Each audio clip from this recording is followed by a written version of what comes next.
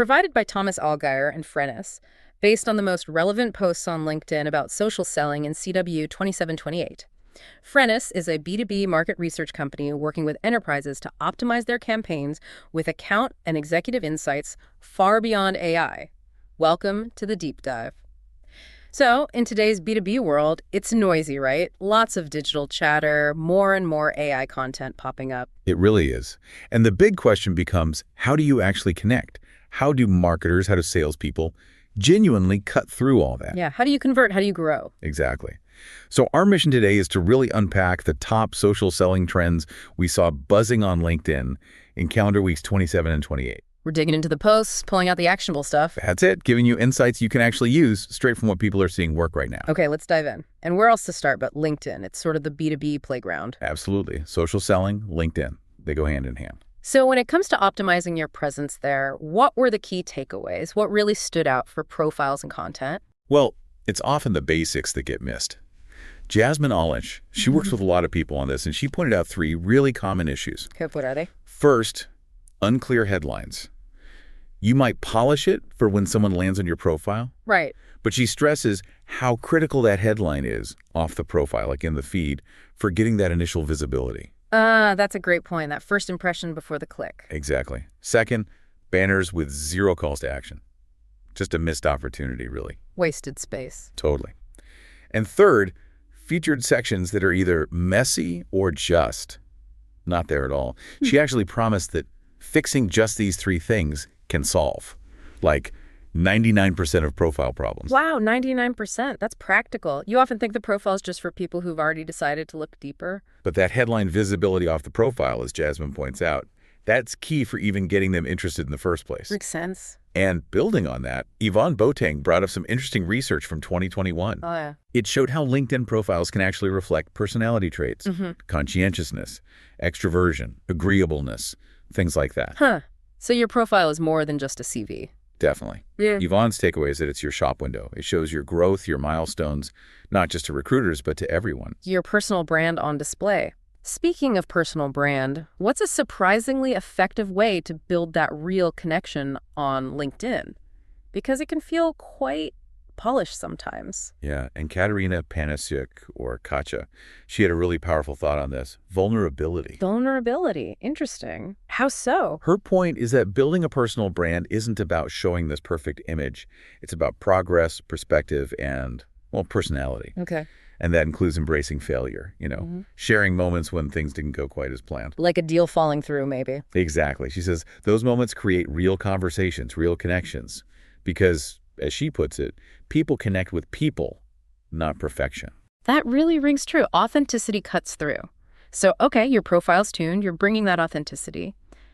How do you create content that actually converts, that speaks to your target clients? Shoaib Ahmed offered a really structured approach here, his 4-column conversion framework. 4 columns. Tell me more. Right. Column 1, the problem. What's frustrating your client, blocking their goals. You nail that down. Like LinkedIn posts never exceed 300 impressions. Okay, specific pain point. Then column 2, the impact. How does that problem actually show up day to day? Maybe wasting 5 hours a week writing content that just flops. Ouch. Tangible impact. Column 3, the cost. What's the long-term damage, financial or even emotional? Could be 260 hours lost over a year. Right. Quantifying it makes it real. And finally, column 4, the solution. This is where you show proof, how you solved that exact problem for someone similar, like helped a sauce founder 4x average impressions and closed 3 inbound leads in 21 days. So problem, impact, cost, solution. That sounds incredibly powerful for drilling down on those client pain points. It is. And Shoaib notes, these posts build real trust. They convert curiosity into actual inquiries, even if they don't, go massively viral. Right. Focused conversion over just broad reach. But speaking of reach, what about that idea of going viral on LinkedIn? Is that something people should chase? Well, Luke Hartzell shared 5 tips aiming for, as he put it, consistent LinkedIn virality. Maybe not every post, but consistently hitting higher reach. Okay. What are his tips? First, obviously provide value. Second, space out your text, make it easy to read. Third, use numbering or bullets. They really help with engagement. Readability, structure. Makes sense. For fourth, always leave the reader with something memorable, maybe a thought provoker or a clear call to action. And fifth, perhaps most crucial, a strong two-line hook. To stop the scroll. Exactly. To stop that doom scrolling and get them to click read more. It's interesting how much strategy goes into just getting seen. And on the flip side, how much control do we actually have over what we see on LinkedIn? Shaping our own feed. Quite a lot, actually. Richard Vanderbloom broke this down really well. He argues we directly control about 65% of our feed through our actions. 65%. How does that work? Well, your engagement really matters. A comment is way more powerful than a like. It boosts the chance of seeing that person's next post by 80% versus just 25% for a like. Wow, big difference. Yeah. Visiting someone's profile gives a 60% boost, sending a direct message, 90%. Even just how long you pause on a post, your dwell time, signals interest. Saving a post makes you 80% more likely to see more from them. So our clicks and comments are essentially training our own personal algorithm. Precisely. Richard's advice is simple. You just need to become more intentional with your clicks, comments, and conversations. Be an active curator. Okay, that covers a lot on the LinkedIn optimization front. Let's zoom out a bit. Moving to broader marketing and branding strategies, what were some standout messages there? Mark Evans had a really interesting take, pointing out a kind of irony. Which is? That marketers are often brilliant at building brands for their companies or their clients. Right, it's what they do. But they completely neglect their own personal brand. Yeah. He argues that investing in your own brand significantly increases your lifetime value. That's a powerful point. It's easy to overlook yourself. What's his advice? He suggests curate, don't create initially on LinkedIn. Just share valuable stuff. Push through that cringe factor because less than 1% of users actually post regularly. Wow, only 1%. Yeah. And he says that feeling of not having time is usually just a perceived barrier. His bottom line, know your message. Anyone who is anything stands for something. Anyone who is anything stands for something. I like that. Your brand is a long-term asset. Yeah. How does that idea connect to something more concrete, like pricing? Marinalani Teosha made that connection very clear. She talked about increasing your rates. Always a tricky subject. Right. But she frames it not as greed, but as a signal of professional growth and positioning. Positioning, how so? Her concept is personal brand positioning. Low rates, she argues, can accidentally signal you're maybe desperate, replaceable, unsure. Unintended consequences. Whereas charging the right price signals you're credible, confident, valuable. She shared her own journey, starting from basically pennies per word Right. to now charging per project. Yeah. It's all about how your pricing reflects your brand's perceived value. So brand, value perception, pricing, they're all linked. Okay. Once you've got that positioning, how do you create content that's not just engaging, but strategically aligned with that brand? Nick DeCueva has offered a solid guide for that. Key points were plan strategically lead with what truly makes your brand different. Focus on the differentiator. Use consistent branding. Cohesive visuals, maybe unique color combos for specific campaigns. Leverage easy animations. Plan it out. Schedule it. Get organized. And crucially, repurpose your content. Don't just create something once. Turn that blog post into a carousel, a video, an infographic. Maximize its value. Smart. Work smarter, not harder. Now, a common headache for marketers. Lead gen campaigns costing way too much. What insights do we see on that? Sean Lee Wei Rong tackled this. He observed that high costs often come from a poor value exchange, especially with cold audiences. What kind of poor exchange?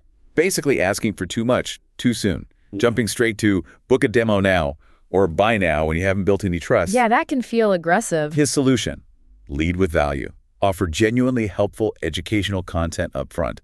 Think trend reports, practical guides, checklists, assessment tools, maybe an ebook tailored to that audience. Build trust first, then ask. Makes total sense. It shifts the dynamic completely. Okay, moving into a slightly more technical gear.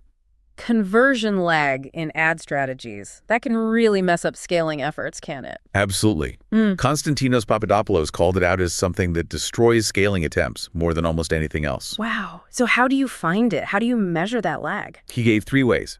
First, in Google Ads, you can just hover over the conversion number in a campaign. It often gives an estimate of the percentage received and projects when you'll hit 99%. Okay, a quick check. Second, segment your campaigns by days to conversion. That shows you conversions broken down by how many days passed after the ad interaction. Day 1, day 2, day 7, etc. See the pattern over time. And third, use the attribution reports. They show the average days to conversion for specific actions and can even look at first versus last interaction. He noted, unsurprisingly, that high-consideration conversions like B2B leads tend to have longer lag periods. Right, people need more time to decide. That's super useful for optimizing ad spend and expectations. Zooming out again, what about the whole system, content operations, especially in regulated sectors like finance? Stefan Gens painted a picture of often broken content ops, especially tough in financial services because of regulators. Chicken cow. Too many tools, too many formats, constant confusion about which version is the right one.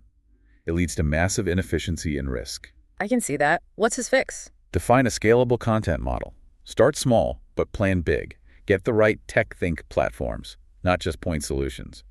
And, critically, he said, don't forget the humans. People, process, platform. Exactly. Ditch static docs. Embrace modular, reusable content. It's about creating momentum with the right people, process, and platform, his PPP and momentum idea. All right, let's shift gears again. Now into core sales strategies and enablement. What are the top reps doing? What insights came through? Well, Claudia Meidler offered specific advice for handling a classic objection. Call me back another time. Ah, yes, the polite brush off. Right. Instead of just saying, okay, he suggests digging a bit deeper. Ask a probing question like, do you mind me asking what might be different a few months from now? Challenge the stall gently. Yeah. And then propose a timely next step, like a quick demo. The idea is to ask one or two powerful questions before just accepting the delay. Uncover the real reason. Smart. Get past the surface objection. What about something really foundational like cold calling? Still relevant. Marcus Chan argues it absolutely is, and the difference between success and failure isn't talent, it's systems. Systems for cold calling. Yep. He listed 10 fundamentals. Things like strict time blocking for calls, having your setup ready, clean desk, CRM open, managing your energy, warming up like an athlete prepares. Mental prep is key. Using frameworks, he mentioned, permission, problem, cost of inaction. Actually writing down those frameworks, preparing for predictable objections, recording your calls, and listening back. Ooh, recording calls. Brutal but effective. Definitely. And even calling when others don't, like Friday afternoons, his blue ocean strategy, What? His main point.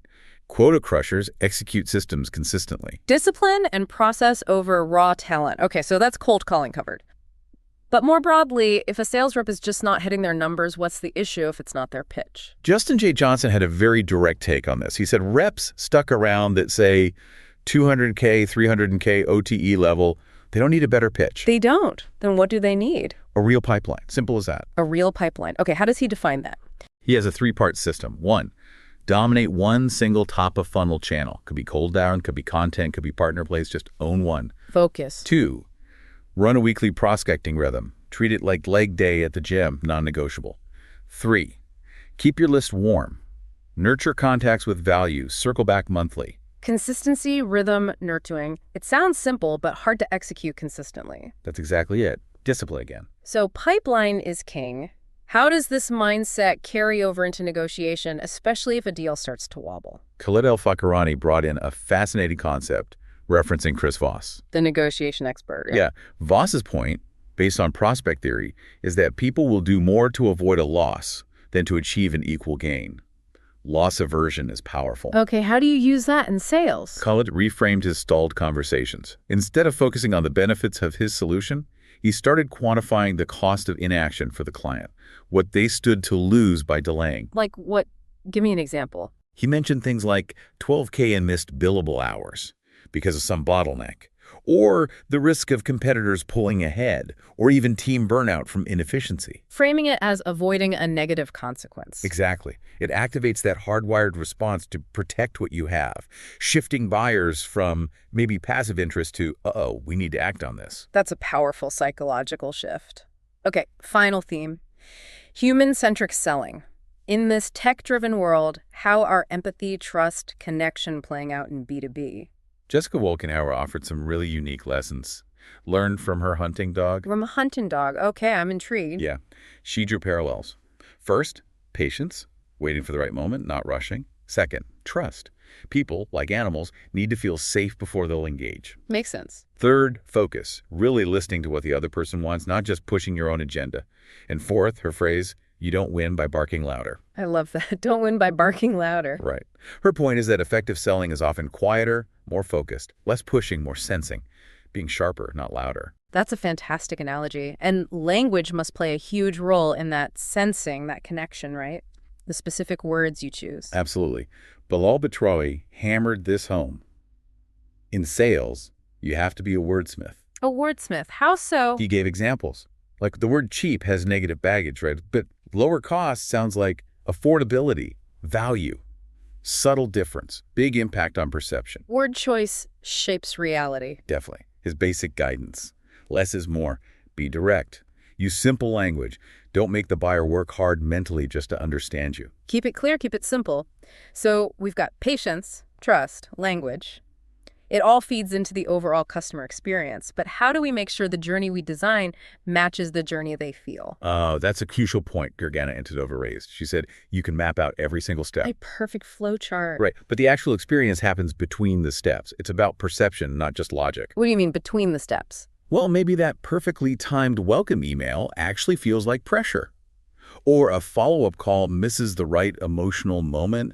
The flow looks great on paper, but it just feels off to the customer. So the human element, the feeling, is paramount. Exactly. Empathy, timing, clarity. She argues they matter more than just executing the steps perfectly. That's a really important distinction. Okay, last point. With AI generating so much content now, how do we maintain that human touch, build that irreplaceable trust? Liam Darmody had a strong perspective on this, really advocating for video. Video. Why video specifically? His argument is that in an AI-assisted world, our unique personality is our moat, our key differentiator. Our humanness. Precisely. Written words build trust, sure.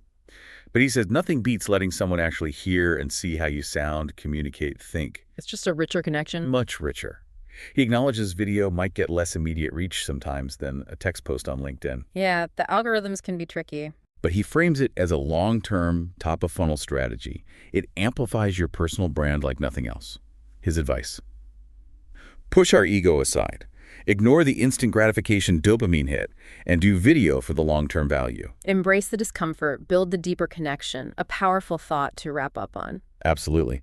Well, if you enjoyed this deep dive, remember, new deep dives drop every 2 weeks. And do check out our other editions covering account-based marketing, field marketing, channel marketing, MarTech, go-to-market, and AI in B2B marketing.